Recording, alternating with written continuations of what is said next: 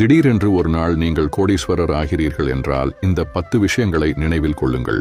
1. இதை யாரிடமும் கூறாதீர்கள், நெருக்கமானவர்களிடம் கூட. 2. யாரிடமும் சொல்லாமல் உங்கள் கடன் முழுவதும் அடைத்து விடுங்கள்.